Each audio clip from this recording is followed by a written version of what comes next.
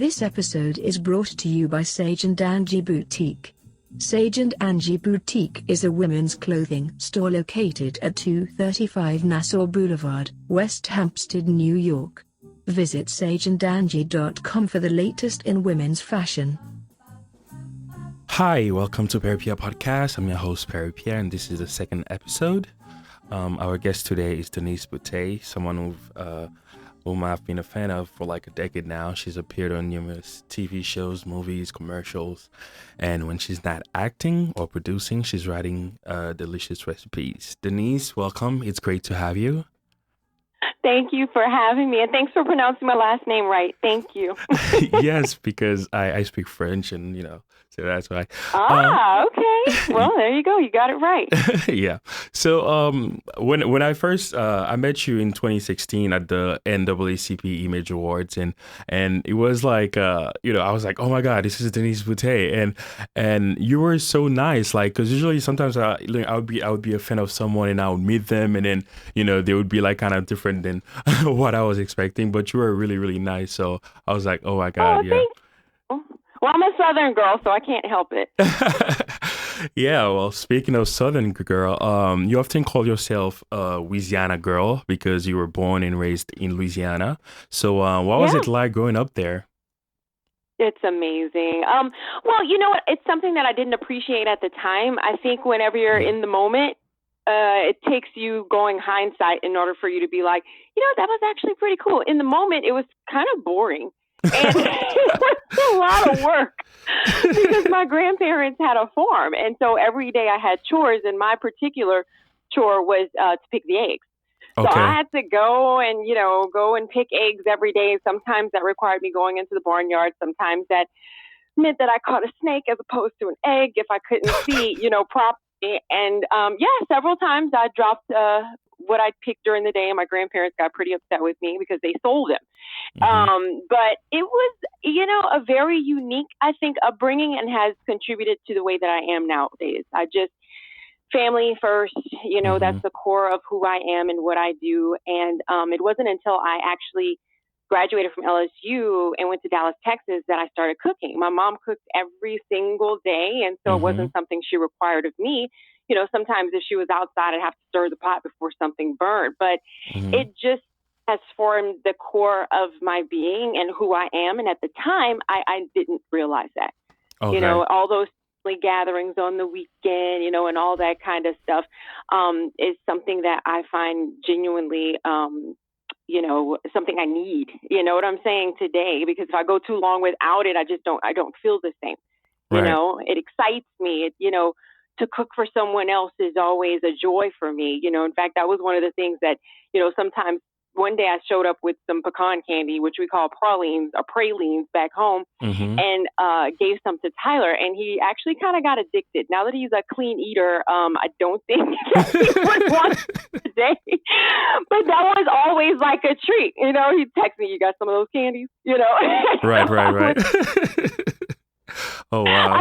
I love to feed people. That's how I say thank you. Even till this day, if I want to send somebody a thank you of some sort, I stir up a batch of, pecan candies, and I have this little, note that I attach to it. And that's usually what I send people for a thank you gift.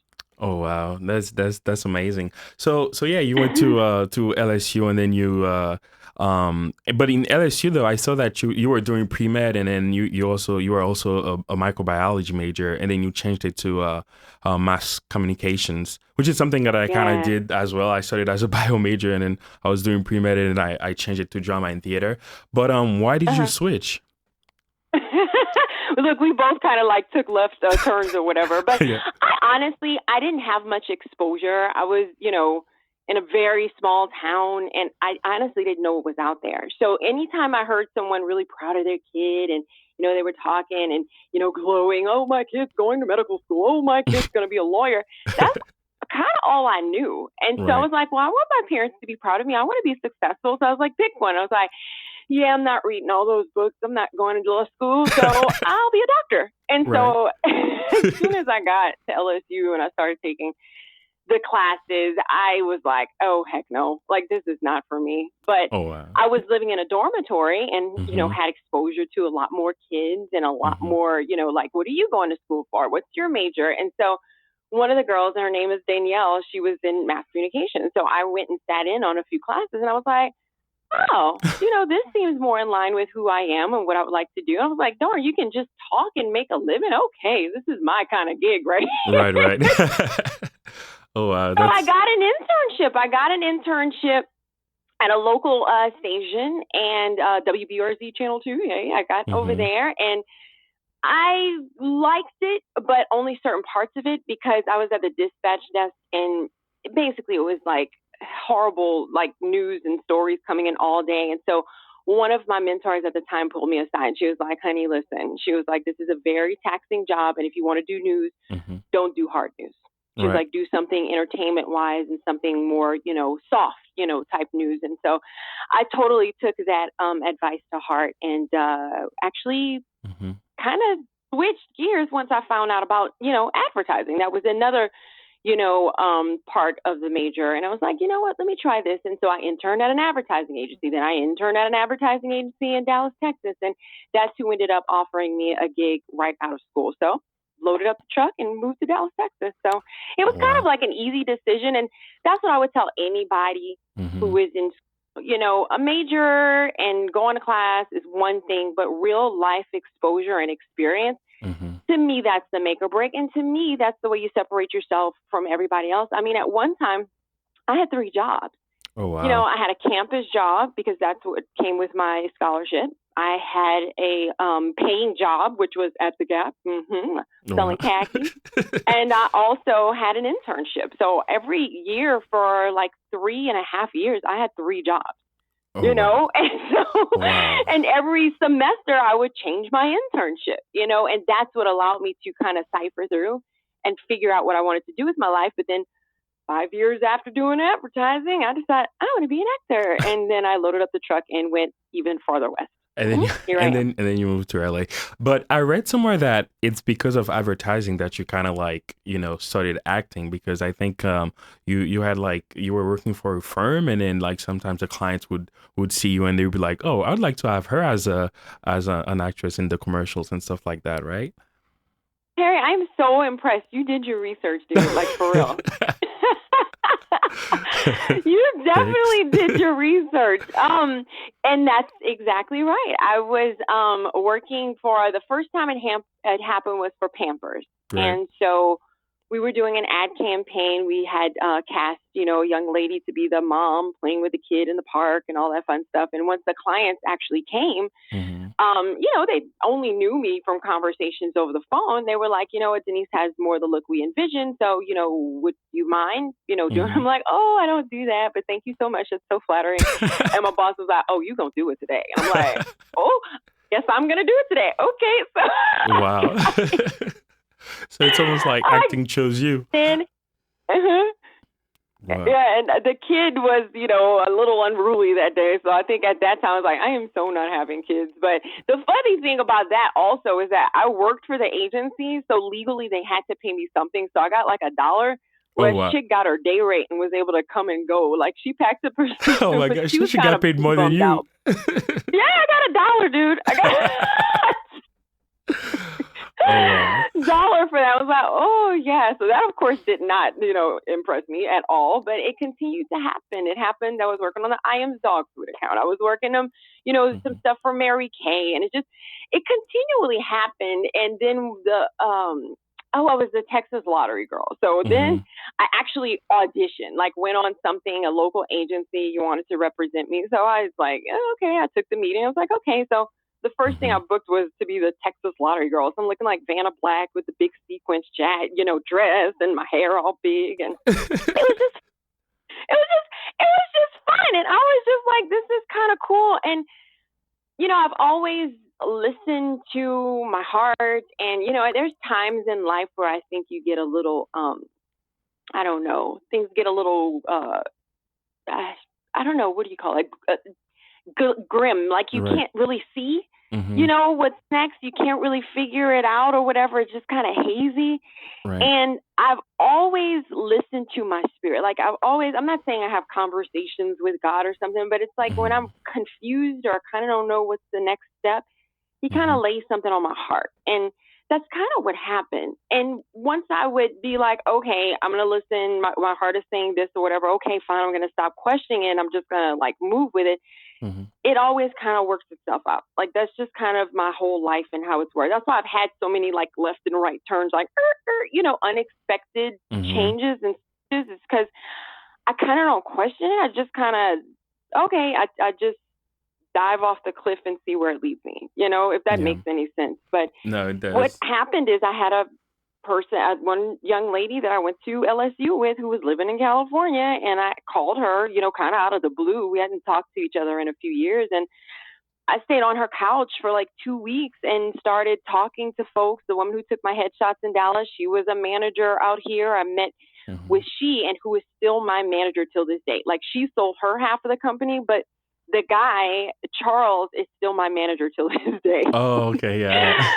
So we had a meeting, we met, the chemistry was great. And again, I think married for 6 months at the time. And I told my husband, hey, we're going to LA. And he was like, oh, okay, are we? And we headed west on a wing and a prayer in order to see. I gave myself a certain amount of time. It was like, if it works out, great. If it doesn't, we'll come on back. I have a degree and experience to fall back on. And Mm-hmm. needless to say, 15 years later, we're still here. Oh wow, it's been 15 years. That's I amazing. know, which is weird. I can't believe it's been that long. Yeah. So I mean, you've done, quite a lot. I mean, you did theater, movies, commercials, sitcoms.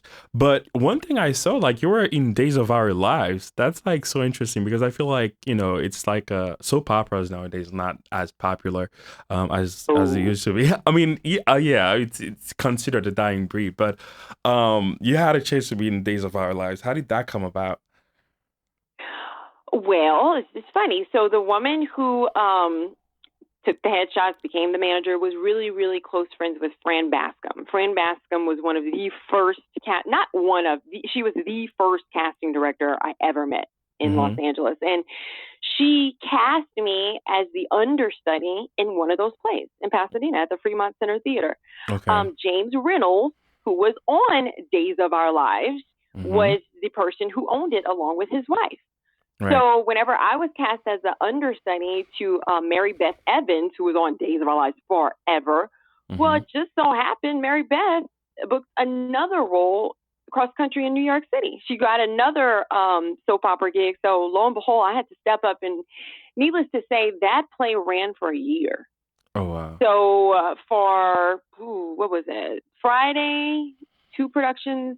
Saturday, 2 productions. Sunday, I forgot exactly what it was, but Mm-hmm. 4 or 5 shows every single weekend for a year. I was in Pasadena at the Okay. Fremont Center Theater doing this film noir play or whatever for a year. And so Fran, in casting me with that, would throw me a few roles on Days of Our Lives, every so often or whatever, something would come up. And she wouldn't audition me. She would just say, hey, are you interested? Like that was Wow. the kind of woman that she was. Like when she would put her trust in you, she would just, trust you with everything. And she was the kindest, gentlest, most Mm-hmm. caring person I'd ever met.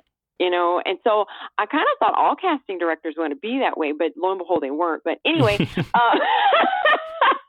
They're not. you see, I slipped that in there, right? But it was one of the kindest people I ever met. And then after that, like I'd say 6 to 8 months after that, they were casting another play, and that one was about Jackie Robinson. And Okay. so I got to play Jackie Robinson's wife, Mm-hmm. and his daughter, like several of the family members came and saw the play on opening night. So it was Mm-hmm. such an amazing experience. And that's how I kind of got what they call it, the sea legs and stuff. I'd never acted before, Right. So I think, getting on stage and in theater where you just have no security net, you just got to really and truly free fall and trust yourself. I know That was there. one of the best preparation, grounds that I could have ever had. Yeah, because like All there's you no have is second your, take. if you mess, just got to figure it out. You know what I'm saying? You just better improvise. You better have a comeback and get back on track. There is no safety net. You just got to roll with it. And so it was one of the best forms of preparation I think that any, actor just starting out could have possibly had. I have nothing but the utmost respect for theater actors. Wow. Oh my gosh. They're like really, really great. So yeah, and then of course, Why Did I Get Married? You played the role of Trina, one of my favorites. So how did that one come about? And how was it like working with Tyler Perry because I think that was the first time you guys worked together, and then you were also in Meet the Browns. But how was it like working with him? And then of course the rest of the cast, because it was like an amazing cast: Janet Jackson, Jill Scott, Sharon Leal, and all of those great people. Yeah, well, that in itself was that was surreal. I mean, for a real gig to come from, to be able to play and create alongside like Janet Jackson, for goodness sakes. Right. I mean, Jill Scott, for goodness sake. I mean, again, it happened so fast that for me, it was just like it was just surreal. Like, it just kind of didn't make sense, going to work every day. I'm like, what? I'm like working. Oh God. Cause I'd just been here for like two and a half years, or maybe not even 2 years. It was so fast. Like I was very blessed so quickly that, I kind of was figuring it out as I went. You know what I'm saying? And at the time, again, how did it happen? It was an audition, like any audition. I walked into the room. There's tons of people. The way the casting place was set up, it was like it was a theater. It was a theater. So there was this whole area outside and it's packed. Oh, wow. There was this whole area inside and, the 5, folks are in there. And it was, my name was called. I went in, gave it the best shot I had and was just as honest, as I was. But was I best auditioner? I've never been the best auditioner. You know what I'm saying? Right. And I'm not ashamed to say that, because Clint Eastwood says he hates audition. He's not the best auditioner. I will bring it on the set. That's my whole thing. I will give you a taste of what I got, on audition. But I think that some people are really freaking awesome at it, and some people maybe won't bring it on the set. I'm gonna show you what I got, and drop the mic on set. But auditioning is just so antiquated for me. It's just odd. You know what I'm saying? It is. I don't know. But anyway, all that is a whole other story. Yeah. I went in, was open and honest, as I always am or whatever with the dialogue. That evening, I think my manager got a call and, they were like, okay, so Denise is a favorite. Make sure she comes in tomorrow and does the exact same thing she did today. It was like, okay, and so like, I can therefore, do that. I went and did exactly that. This very tall man rises up. He takes the pages or whatever. He stands up and he starts, reading the dialogue with me. And I have no idea who this man is. And he shakes my hand. He's like, well, Ms. Boutte, you are our Sasha. Because at the time he was casting for, he on the spot told me I was going to do that role and also Meet Brown in that moment. So I knew there were two things or whatever that were coming, right? But he shakes my hand. The first thing I do is I, drop to the ground like, my mama's going to be so happy. Like, I can't stop myself from, okay? I'm just like crying. Okay, great. So I get in the truck and I call my manager and I'm just like, well, this guy told me that I had the part, but I don't know. I guess Tyler's going to talk to him and I don't know. He said I had it. I hope Tyler agrees. Never realizing that was Tyler who gave me the role. Oh my God. Wow. Here's why. You're probably like, oh, this idiot. No, I only knew Tyler from Medea. Oh, okay. So you only knew that character. Okay. Really didn't Tyler unless you went to the play and you saw him change after the play. So all I knew of Tyler in that time was Medea. Okay. So I had no idea what Tyler Perry really looked like. And so therefore I had no idea that that's who actually gave me the role. Okay. So yeah. So there you go.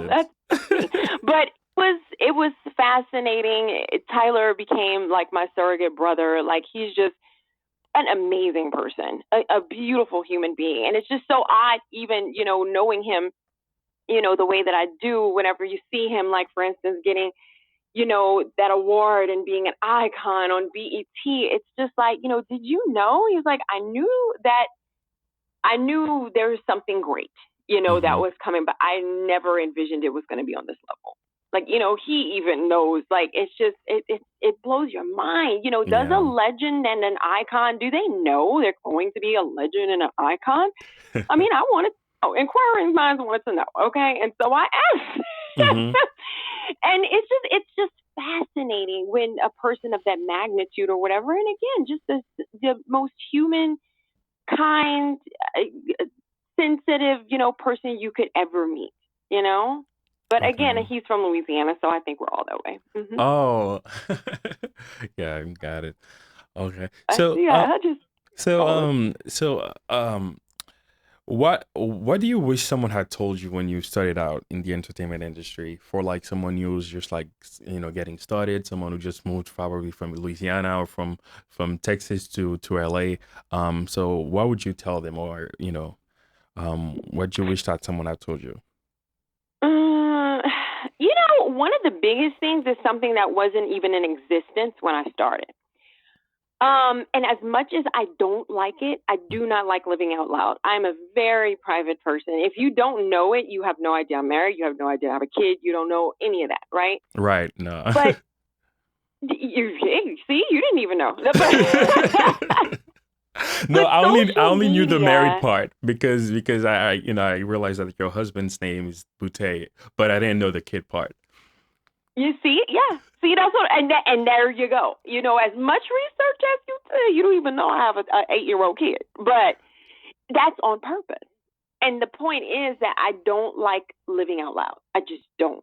Mm-hmm. So when social media came on the scene, it threw everybody. Like it completely threw everybody in that I didn't get in the game until 3 years maybe after it started going. I mean, I think the whole MySpace thing was there first. Right. And then it turns into Facebook or, that became the thing, and then Instagram. And I wish that when it started at the advent, I started learning how to play the game. And I wish that I were not so rigid in my need for privacy, mm-hmm. and that I would do it even more often, but I don't know. I'm kind of rigid to a certain degree in certain ways. And so I'm trying to do better and stuff. But this game of life, this game of entertainment requires that you move and roll with the punches. Technology is completely different. Mm-hmm. Social media is completely different. How you get a gig is completely different. It shifts. And right. So this game of, life is not necessarily for the rigid. You really got to flow. You really got to be willing to, go along with the flow of it and change, and morph along with it. And because I guess, I'm from a place of, being a little old school and from a very, very simple place, mm-hmm. sometimes it's a little hard for me to do that. And so it does. It makes or breaks you. I mean, a lot of people that I knew who didn't necessarily have, big star-studded careers, they mm-hmm. started playing the game real early. They started branding really early. Yeah. They started, building those followers really early. These folks have huge endorsement deals now. Oh, yeah. These folks have huge branding deals now. You know what I'm saying? And so in order to stay relevant and in the game in that manner, it requires you to participate. Figure out how you're going to participate, but you better participate. And so that's maybe something I wish I were not as rigid about, and that I started and got in the game early, because at first my manager was like, hey, you better get on, and he's always on the pulse, right? Mm-hmm. And I'm like, no, I'm okay. And he knows that about me. He's like, oh, Denise. And so it's going to be here today and gone tomorrow. Nobody's going to even know what Facebook is or Instagram. This is stupid. Yeah, no. No, they do. They definitely do. It's not going anywhere, chick. Oh, no. So woulda, coulda, shoulda on that, but is what it is. You know what I'm saying? But that is one thing that, I wish I would have done earlier on. The branding. With regards to this, here's the deal. I've been asked a few times, why is it that you decided to do the whole, lifestyle branding thing?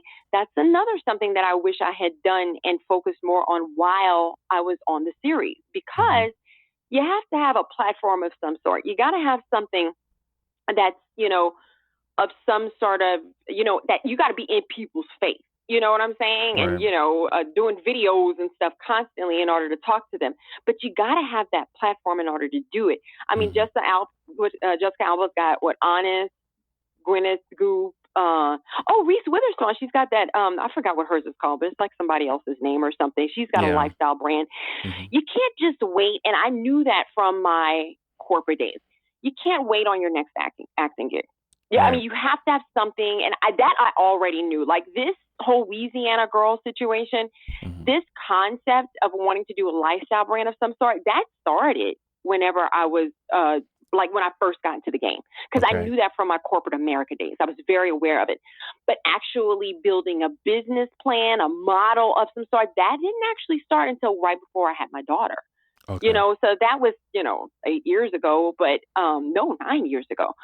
But I didn't start being really, really rigid about it until, I took some time off or whatever. And I was really like putting, this thing in motion. And the Louisiana thing, the reason why I called it that is because people would just ask me, hey, where are you from? I say Louisiana. And they'd be like, oh, Louisiana? Like, yeah. That was just something I always just kind of said. Forever. You know what I'm saying? Not just here, forever. And so when I was trying to think of a name, I was like, oh, people always kind of hashtag. I was like, a nickname, Louisiana. Okay. So that's where that whole thing came from. It was also always something I said, and I wanted to do something that was, relevant to me. And that's something that people kind of associated with me. And so when I finally started to play the social media game, that's what I would hashtag myself. Oh, okay. So it was just natural. And it was just, for me, I love cooking. I want to keep my grandparents' legacy alive. I want to pay homage, to where I come from. So that was just a natural space for me to, inhabit. And then when I met Chef Gennard, a few years ago, and he and I and his wife, Keena, we just hit it off on one of the Tom Joyner cruises. We started writing that cookbook on the cruise 2 years ago. Oh, wow. We literally would go to an event, do what we had to do, do a cooking demo, whatever the heck it is, and go to the library and write every single day. Every single day of that 7-day cruise, we were writing. Oh, wow. So that's right. That's impressive. So what are two of your favorite dishes in the book? For me personally, I think, I'd like to taste the Louisiana Girl Shrimp Creole. And probably the coconut wings. That's a good one. Because I love wings and I love shrimp. Yes, and the Creole in it. It's like so perfect. You are a smart man. You're a very smart man. And here's the deal about me. I don't really like tomato-based sauces. Okay. But this particular one is the stuff that you put in it to enhance it. And it's just got a really, really unique flavor. And again, that's something that comes from my mama, my grandmother. And that's something that was tweaked and modified that we kind of, over the years or whatever, I'll take anything she has and just kind of tweak it for my own taste buds.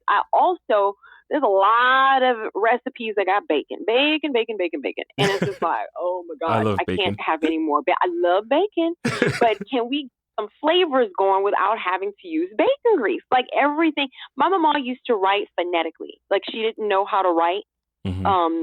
Properly. So she would write phonetically. So a lot of times when I take recipes out of her tin, it's the cutest thing. One day my heart's not going to, cry if I do it, but it's the cutest thing in the world. Like to look at one of her little grocery lists or to look at one of her recipes, because it's, exactly what she's saying, but it's all phonetically, written. Yeah. But, it's just, again, it just brings back some serious nostalgia, and it makes me feel closer to home. I think that's why I did really start cooking in Dallas. I'd go and get, I'd call my mom up on Friday. So after I'd leave, the agency, I'd pick up the ingredients on the way home and I would call her. And that's what we kind of did on Saturday morning. She would walk me through how to make stuff. And like, for instance, a roux, she would say, okay, now put your arm up to the pot. Now that's a dark roux.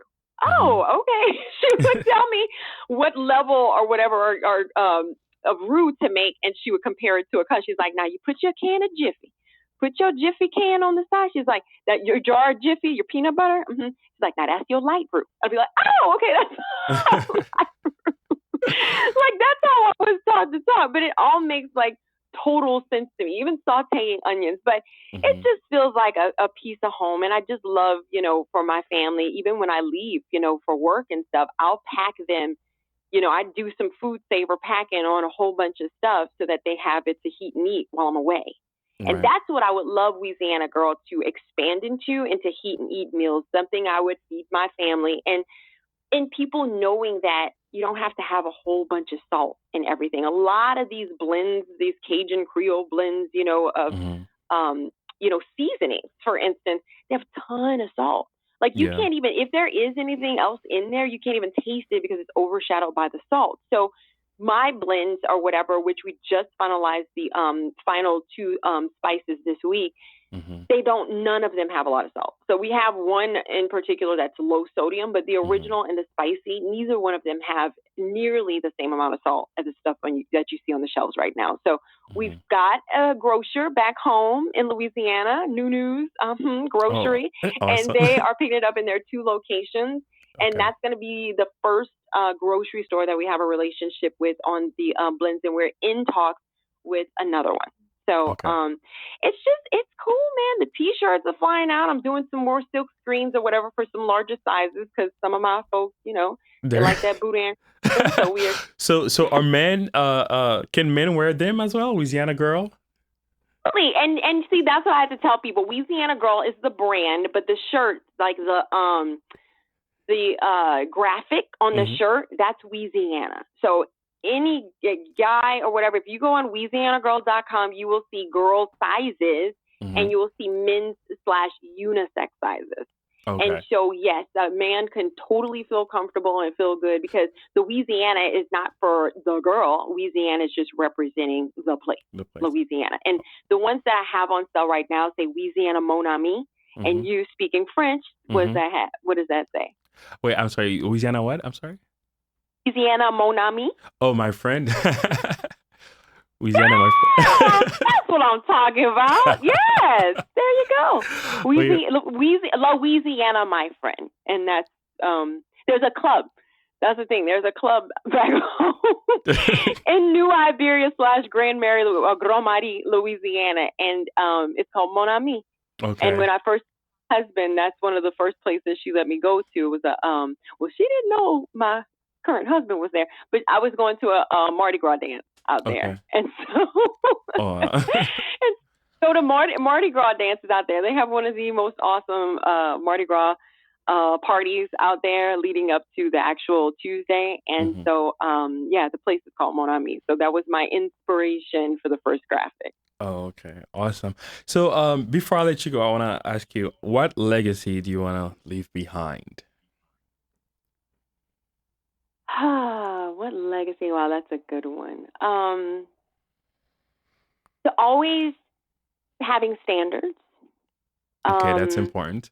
In this business, you really have to know who you are in order to not compromise who you are and your standards. And there's certain roles that I've been offered that I've been very, politely declined or whatever, because it was just something, if I'm not comfortable with it, I just don't compromise that. It's who I am, and there's someone who will be more than happy, you know what I'm saying, to do it, allow somebody else's blessing or whatever to come from that. But if spiritually it just doesn't feel right, I won't do it. So to always have standards, to always putting my family first, and knowing that's the core of, who we, should be, because you can have all the success in the world. If you don't have anybody to share it with or enjoy it with, it's like, what's the point, know?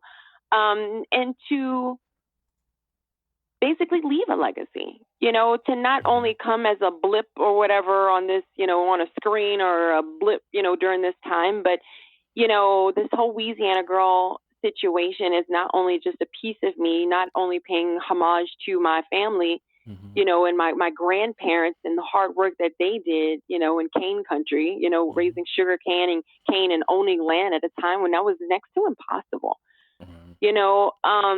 I want to give my daughter something. You know, if she wants it, wonderful. If she doesn't, oh well. But, you know, in packing the orders and me teaching her, you know, how to have, you know, a job of some sorts and being responsible, you know, and getting these orders out, you know, I hope that she's learning some sort of, you know, just